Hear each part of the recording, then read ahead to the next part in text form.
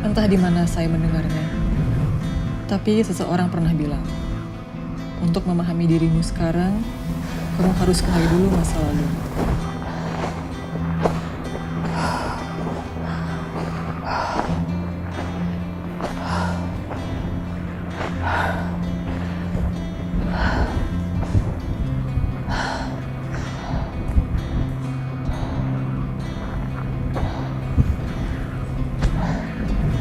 Saya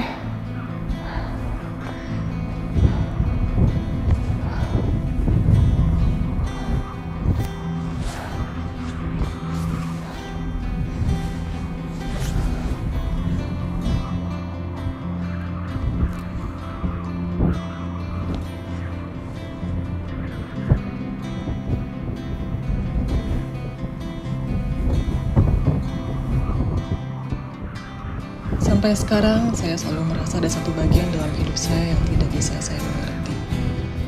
Jalan hidup yang membuat saya akhirnya tumbuh dan besar di sini, di Indonesia.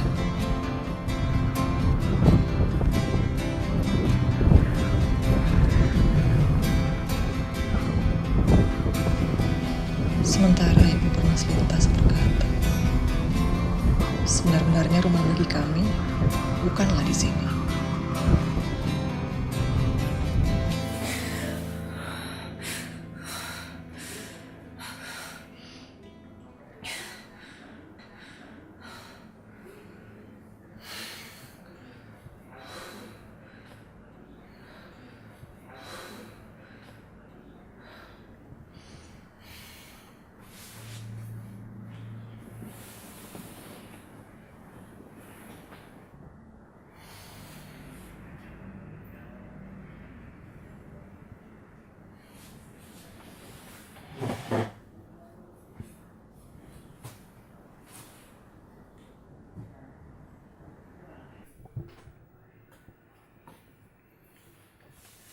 "1816, the year without summer.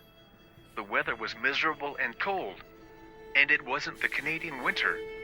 It was the Canadian summer. Nearly 70 years would pass before the reason came to light. Rear Admiral Edward Griffiths must have been amazed. His flagship, Akbar, left the tropical warmth of Bermuda about June 1st, 1816.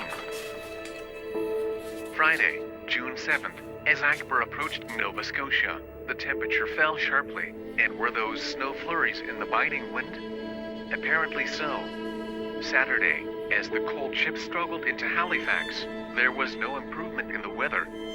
At least she received the salute from George's Island. The same day, Lady Catherine, the wife of Nova Scotia's Lieutenant Governor, Sir John Sherbrooke, witnessed Akbar's arrival from Government House. She reported in her June 7th diary entry that as she walked in the garden with a friend, it was almost as cold as winter.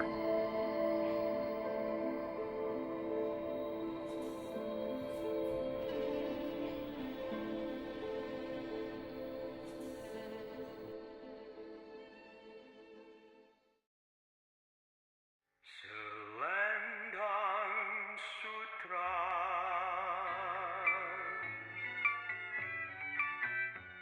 tanda mata darimu,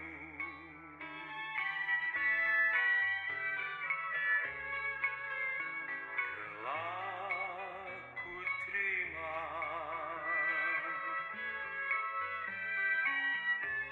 sebulan yang lalu.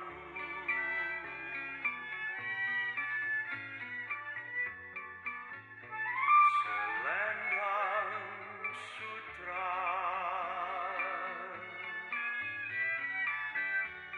mulai di saat itu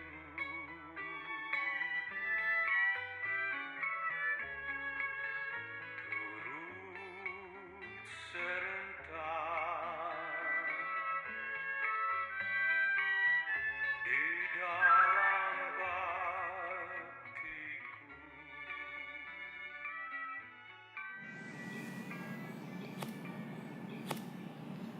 Periode tahun 1816, 1817 adalah masa yang gelap untuk Eropa, termasuk Jerman. Terjadi kelaparan, perang pecah di mana-mana, membuat krisis semakin menjadi. Banyak pihak menyebutkan, di masa-masa itu, Eropa mengalami masa kelaparan terburuk sepanjang abad 19. Kawasan Eropa hingga Amerika Utara mengalami musim dingin setahun penuh tanpa musim panas. A year without a summer. Di abad yang sama, abad 19, terjadi migrasi besar-besaran keluar dari Jerman, dikenal dengan nama The First Flood. Sekitar 20.000 orang Jerman hijrah ke Amerika, sementara 15.000 orang lainnya memilih tinggal di Rusia. Jumlah itu kabarnya terus bertambah. Dan 2 dari puluhan ribu orang Jerman bermigrasi ke Amerika ialah Adelbert dan Miranda Schulz.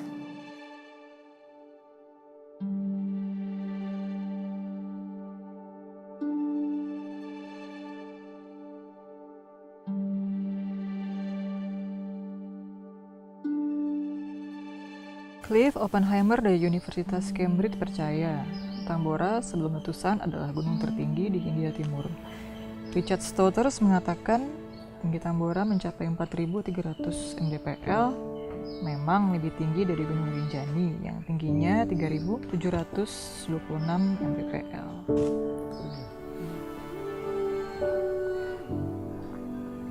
Memang, biasanya banyak orang yang singgah dulu Take sebelum ke Tambora. Kalian mau mendaki juga ke Tambora? Iya, saya. Cuman berdua, Ro? Iya, berdua aja sama Joje nih. Gomi Joje, lo udah pernah lo tekan Tambora? Pernah tak saya, tapi terakhir Mada ke Tambora 2 tahun yang lalu. Alah, Joje, Gomi. Bahaya Kak Sae kalau berdua aja? Oh, tidak sih, kalau sudah tahu medan. Begini saja, bagaimana kalau saya ajak teman Calabai di sini untuk ikut naik ke Tambora? Saya serius? Santai, Pak. Bukan apa-apa sih. Lagi pula, saya juga sudah lama tidak naik ke sana. Kapan kita terakhir ke sana, saya? Kira-kira 3 bulan yang lalu, J. 3 bulan itu belum lama, saya. Lama sudah itu, J. Lalu bagaimana dengan persiapan kalian? Di atas sana suka banyak angin kencang, Re. Aman sudah, saya. Oke lah.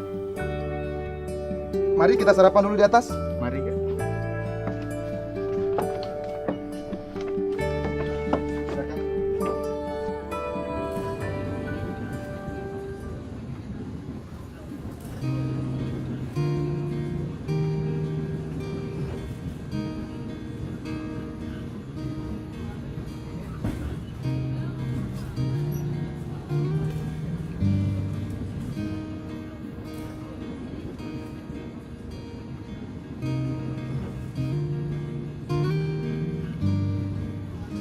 Dari paper yang ditulis oleh Sean Munger, Universitas Oregon, pada tahun 1913. Nyaris 100 tahun kemudian, para peneliti baru menemukan jawaban atas penyebab Year Without Summer yang terjadi di Eropa dan Amerika Utara. Pada bulan April 1815, terjadi sebuah letusan vulkanik yang besarnya 10 kali lebih besar dibanding letusan Krakatau, yang juga berada di Indonesia tahun 1883. Letusan ini juga 100 kali lebih kuat dibanding letusan Gunung St. Helens tahun 1980. Beberapa saat lagi kereta api Argo Parahyangan akan mengakhiri perjalanannya di stasiun tujuan akhir Stasiun Bandung.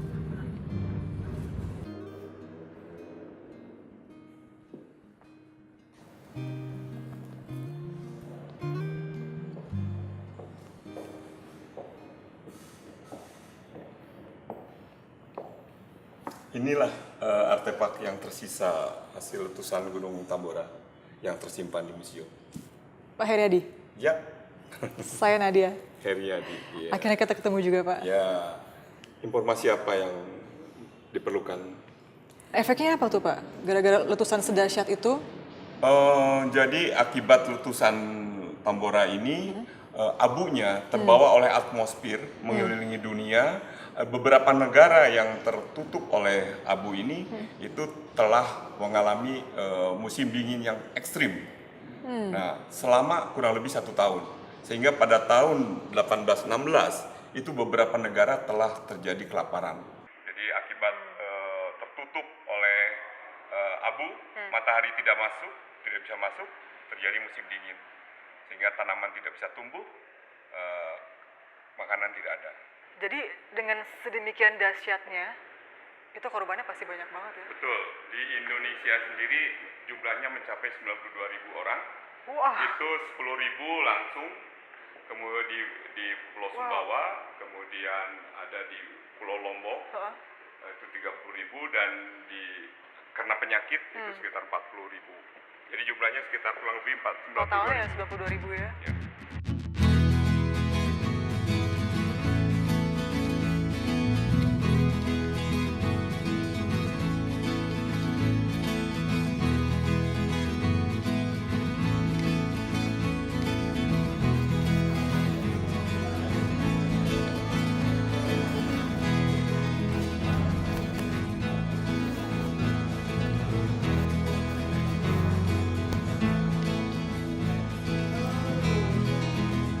Nadia?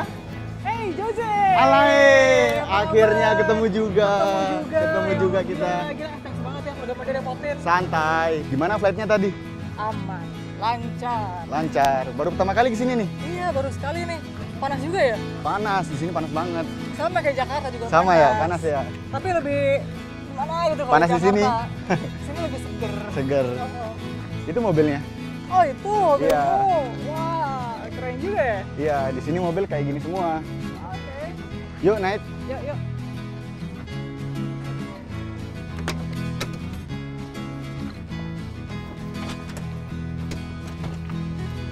Sini saya bantu. Oke. Sip. Iya. Thank you. Satu lagi nih. Satu lagi nih yang besar. Sip. Mana Oke. kita aja? Sekarang kita langsung ke penginapan saja. Oke. Oke, Ro? Siap.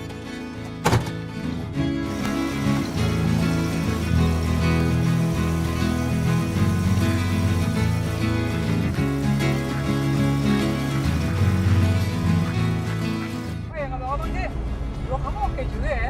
Makasih, Nat. Kok tahu-tahu kamu ketemu aja blog saya? Nggak sengaja sih sebenarnya. Jadi kemarin tuh aku banyak browsing tentang letusan gunung berapi di abad 19. Nah, di directnya tuh ke blog kamu. Kamu pernah nulis kan ya tentang itu ya? Letusan musim dingin? Letusan musim dingin. Dan aku juga baca postingan-postingan kamu yang lain.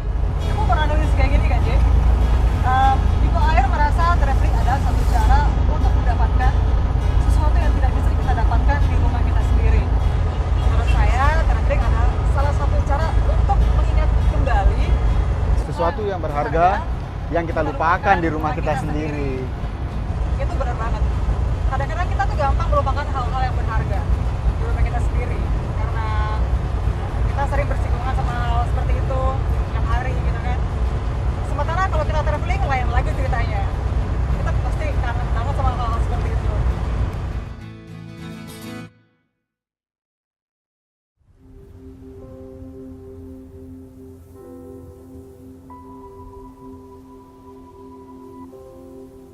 Mairan Raigit, kita berdoa dulu sebelum berangkat.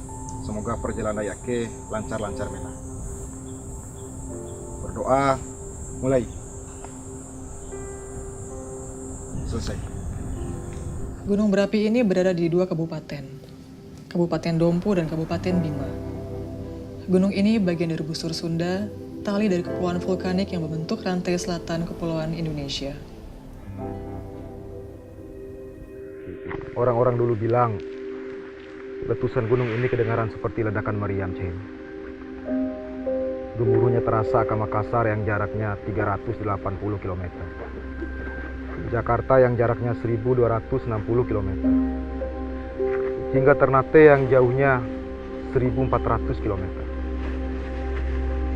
Lain itu juga abu vulkaniknya sampai ke Sulawesi lainnya. Maluku, Jawa, Lombok, Kalimantan. Samangi. Menurut artikel yang banyak aku baca sih memang letusannya besar banget. Sampai skala 7 vulkanik explosivity index. Iya.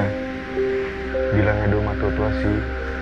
Kaki gunung itu seperti dilalap api, Chen. Puncak gunung diselimuti awan yang gelap, dan dari dalam kawah, api-api menyemprotkan diri keluar. Dana Bojo, lumpuh, bahkan gelap gulita sampai kurang jadi seminggu.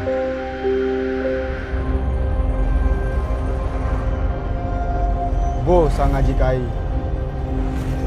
Udah apa baru saja.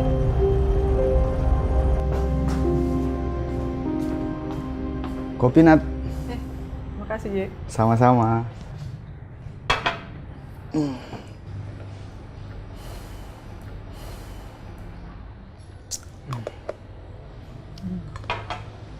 Jadi Nat, Bo sang ngaji kai adalah catatan sejarah Bima yang dimulai pada abad 14. Sampai-sampai kerajaan Bima jadi pusat pelabuhan dagang yang besar di zaman itu. Bo sang ngaji kai ditulis ulang ke bahasa Arab Melayu pada abad 19. Sampai sekarang, naskah itu masih tersimpan di kota Bima. Oh ya? Di mana? Ada nih di Museum Samparaja. Nah, konon Bo sang ngaji kai adalah bo yang terpenting di antara catatan sejarah Bima yang lain. Mungkin kamu penasaran kenapa? Bo sang ngaji kai menceritakan peristiwa-peristiwa terpenting yang ada di Bima, termasuk peperangan, silsilah raja-raja, perjanjian dengan kerajaan lain, perjanjian dengan Belanda, sampai catatan detik demi detik meletusnya gunung berapi di Bima. Detail. Jadi maksudmu? Maksud saya itu sama dengan maksudmu. Kita memang harus ke Samparaja nih. Saya tahu persis kamu harus menemui siapa.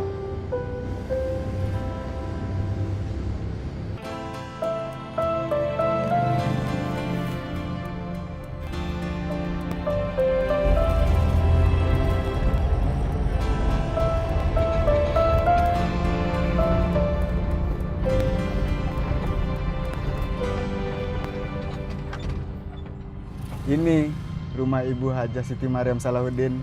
Beliau ini anak dari Sultan Muhammad Salahuddin, salah satu sultan di Bima.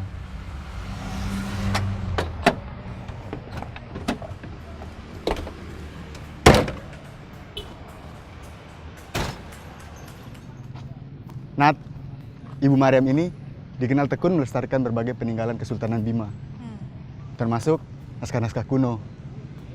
Naskah-naskah tersebut disimpan di galeri miliknya yang sudah ada sejak tahun 95. Namanya Museum Samparaja. Kamu perlu tahu, Nat, zaman sekarang cuma Ibu Mariam satu-satunya yang bisa nerjemahin aksara Arab Melayu ke bahasa Indonesia. Oh ya? Iya, salah satunya ya Bo sang ngaji kai. Beliau menghabiskan waktu sampai 5 tahun buat nerjemahin naskah ini. 5 tahun? Itu non-stop? Nah, kamu tanya langsung saja ke Ibu Mariam. Serius, Je? Emang beliau bisa ditemui sekarang? Assalamualaikum.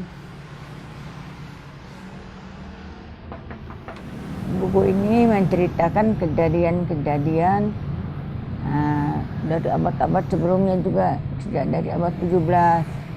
Nah, kalau di kitab ini sendiri, Bu, itu ada nggak sih digambarkan maksudnya suasananya pada saat itu, pada saat terjadinya ledakan? Itu ada nggak, Bu? Ada. Vitaminnya.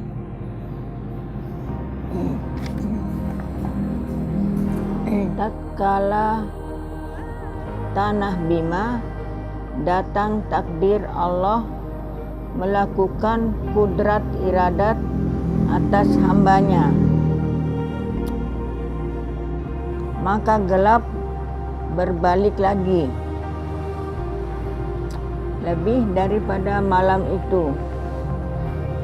Kemudian maka berbunyilah seperti bunyi meriam orang perang. Kemudian maka turun lahar segala batu dan abu seperti dituang. Lamanya 3 hari 2 malam. Setelah itu maka teranglah hari, maka melihat rumah dan tanaman sudah rusak semuanya. Demikianlah adanya, yaitu pecah Gunung Tambora. Richard Stothers dari NASA pernah menulis laporan berjudul The Great Tambora Eruption in 1815 and its Aftermath. Tanggal tanggal 15 Juni 1984. Laporan soal volume abu vulkanik yang dihasilkan letusan Tambora mencatat 4 besaran volume yang bervariasi. Ada yang melaporkan 100 km kubik, 150 km kubik, 300 km kubik, bahkan 1000 km kubik. Yang manapun itu yang benar, semuanya adalah jumlah abu yang sama.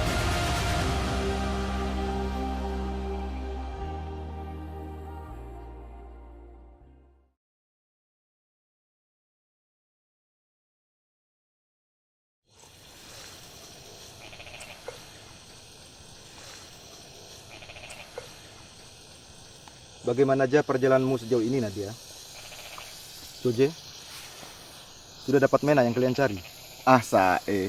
Mada cuma menemani Nadia saja.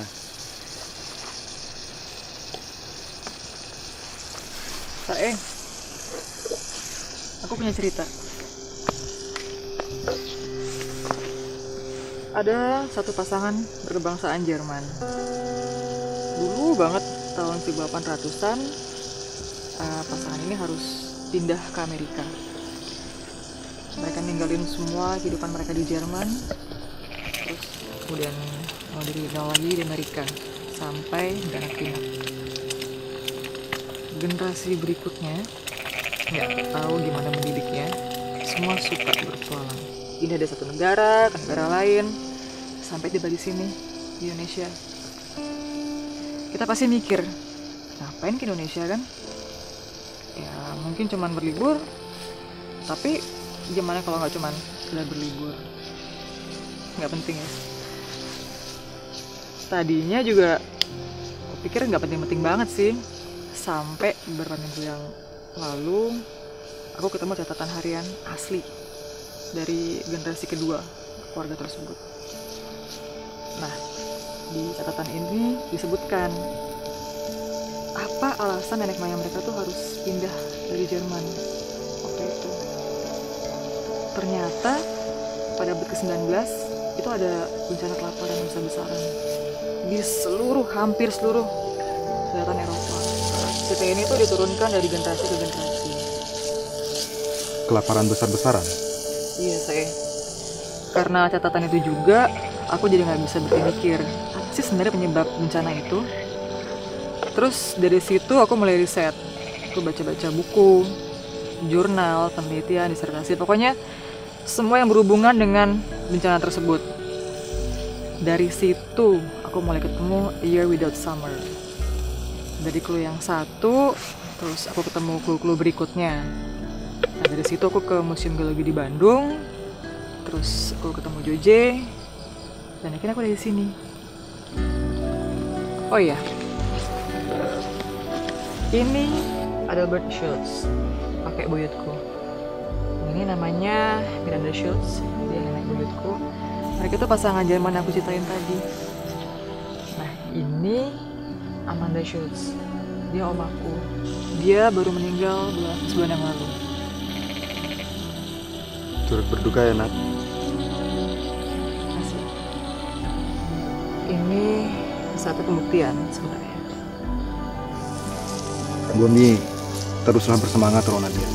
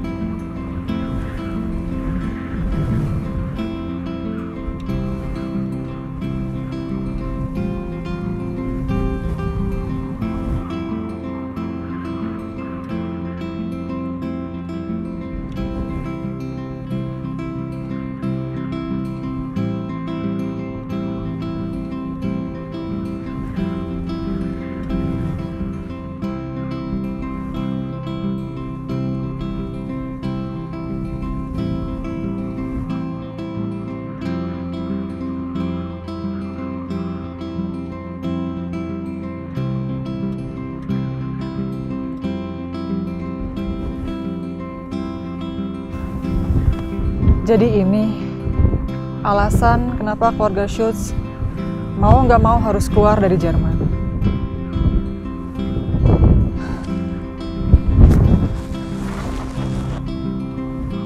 Aku ngerti sekarang.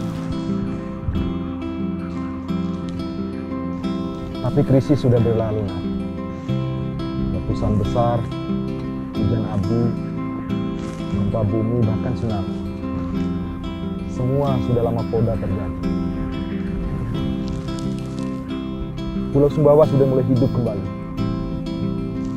Masyarakat sudah mulai bertempat tinggal kembali tahun 1902. Orang-orang sudah mulai bercocok tanam kembali tahun 1932. Seperti kopi di barat laut Tambora. Iya, syukurlah ya saya. Tapi setelah tahu kenyataan, letusan vulkanik terbesar di dunia dalam 10.000 tahun terakhir ada di sini, di Tambora, itu benar-benar mengagumkan. Apalagi setelah tahu kalau keluargaku jadi bagian kecil dari sejarah besar itu. Rasanya tuh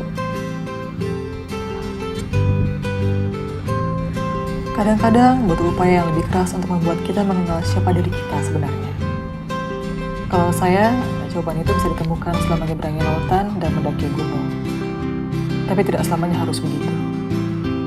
Bisa jadi jawaban itu ada di buku harian Anda, atau di petituan milik nenek Anda.